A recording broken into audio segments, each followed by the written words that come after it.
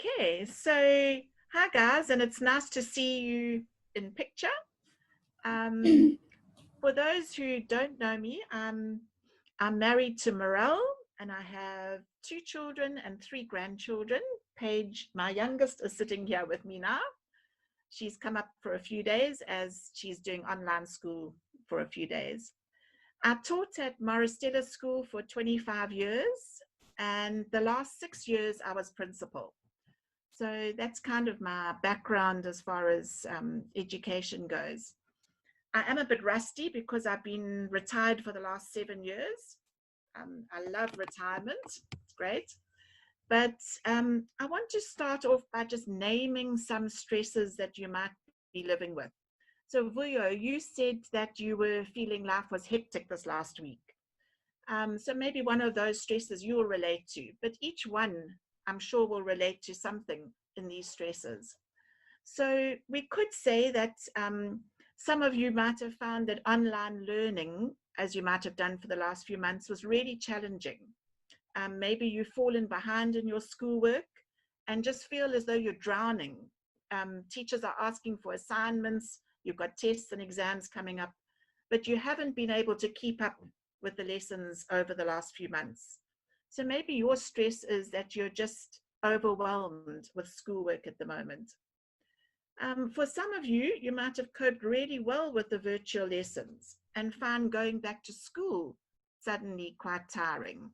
So, for example, Paige sitting here, she found online learning really difficult in the beginning, but then suddenly to have to be up at 5:30 in the morning to get ready to go to school, instead of just turning up at her computer at 8 in the morning, that was quite a challenge for her.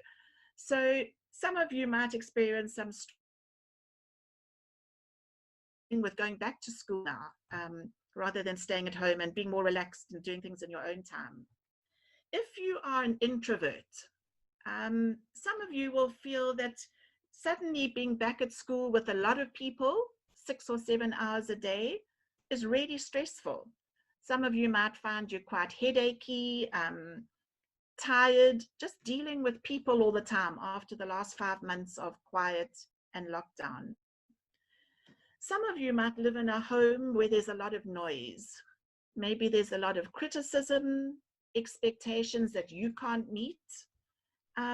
Sometimes even an emotionally or physically abusive home. And when you try to do your assignments or your revision work, learn for your exams, your mind can't focus. You go to school and you can't focus in class. And whenever I had children like that at school at Maristella, I would call it emotional static. It's like you've got all the stuff in your brain that's just getting in the way of you focusing on your lessons and studying. So some of you might be in that situation. Some might be very happy to be back at school with friends, but find it stressful to now fit everything into your day.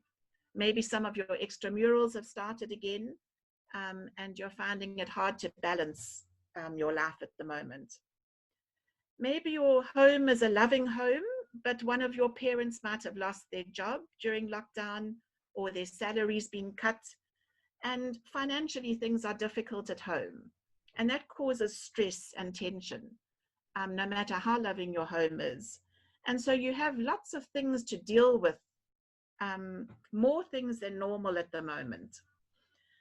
So there are many, many stresses, and I won't ask each of you for your stress. I'm sure that those are personal to you, but it's better sometimes to name your stress, to give it a name. What is causing you stress at the moment? Think about that and name it so that you know what you're dealing with, and you can try and address that particular stress.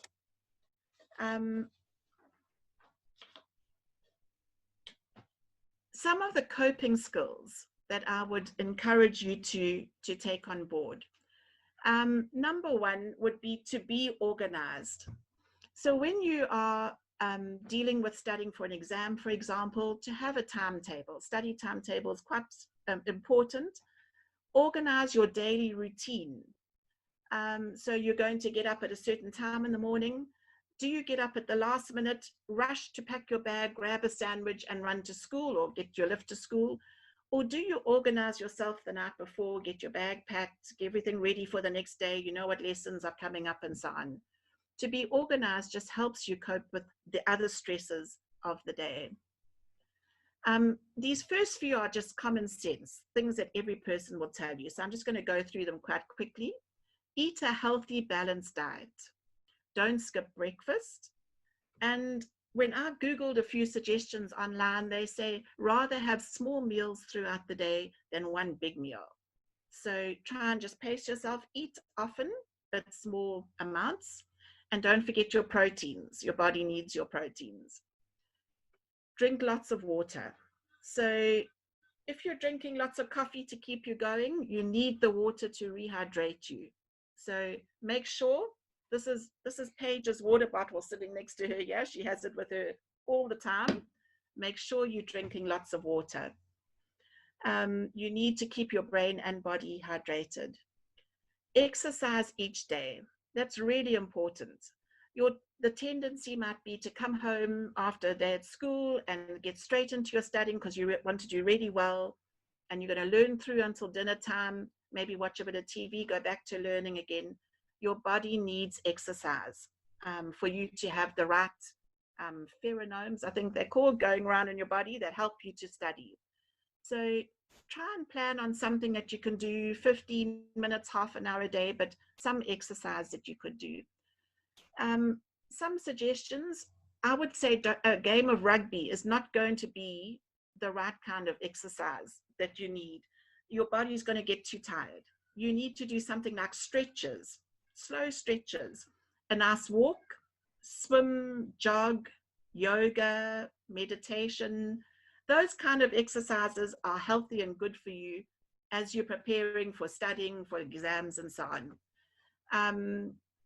Yeah, the more strenuous sports are just going to tire you out, and you're going to not have the energy to actually address your studying. So there's a time and place for them, but not each day.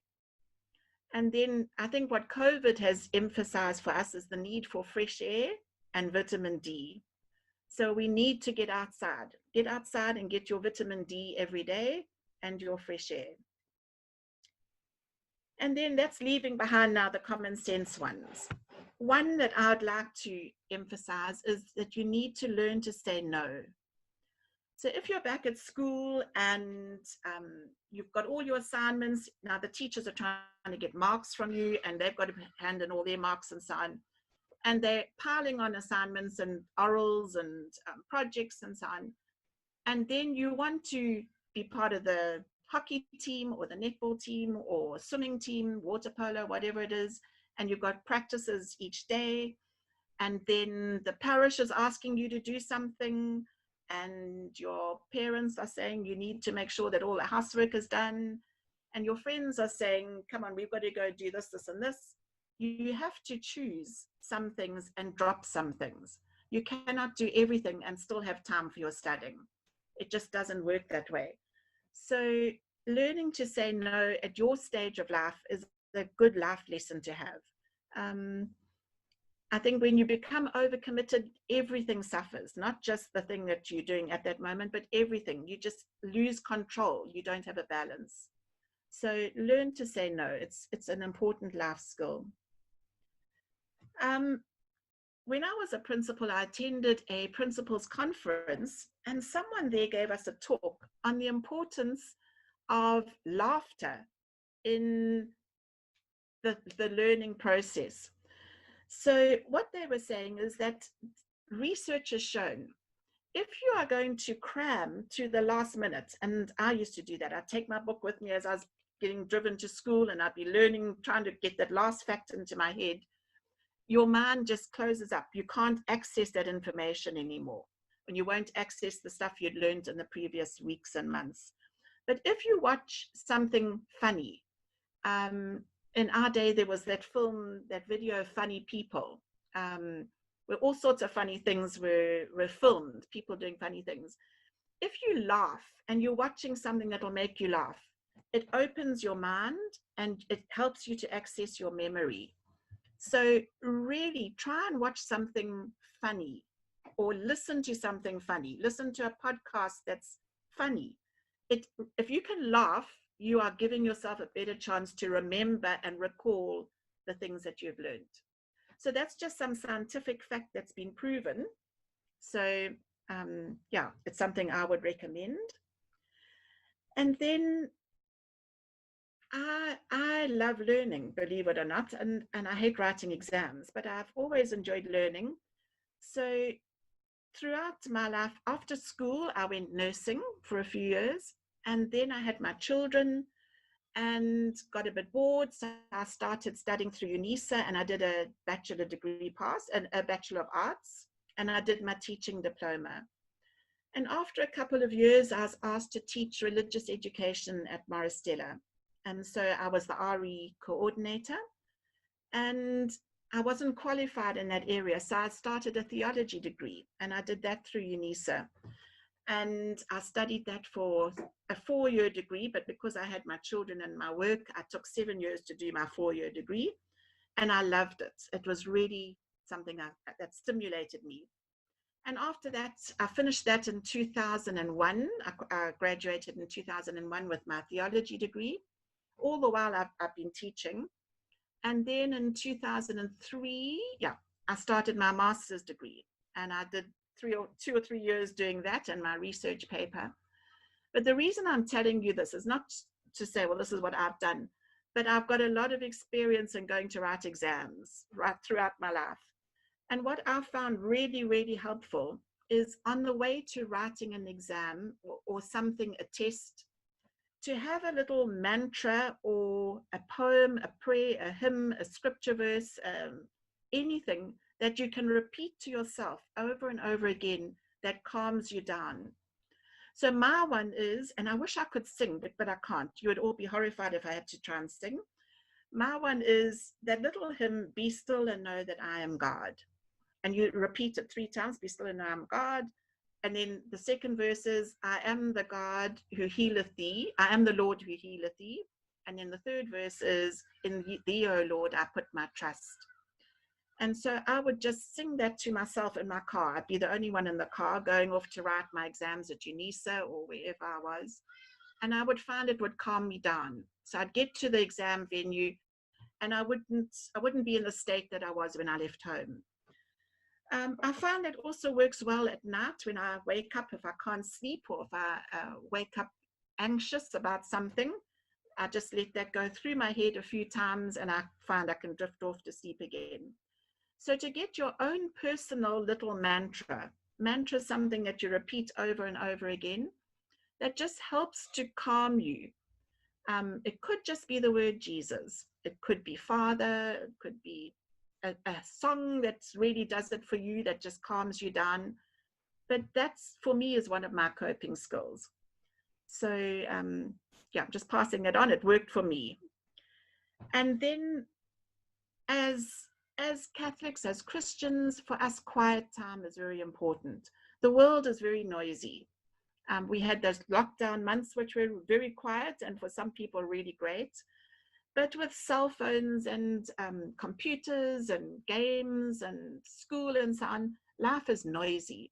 So to take yourself aside into your garden, into your bedroom, into a quiet place for 3 or 4 minutes is really helpful, just to quieten your mind down and make it more receptive to life, to what you're learning and so on. So for me, quiet time is really very important. And then prayer time, obviously. I think when life gets busy, our prayer time is the thing that slips. And I find that still. So it's not something that's just for teens. I find I get up in the morning and I don't have time to pray, which I do have, but I do some other things instead and get into my busy day, and I lack balance then. So if you just in the mornings, 2 or 3 minutes, put yourself in God's presence and offer him your day, he will walk that day with you. He does anyway, but you'll be more aware of him and his voice in your life throughout the day.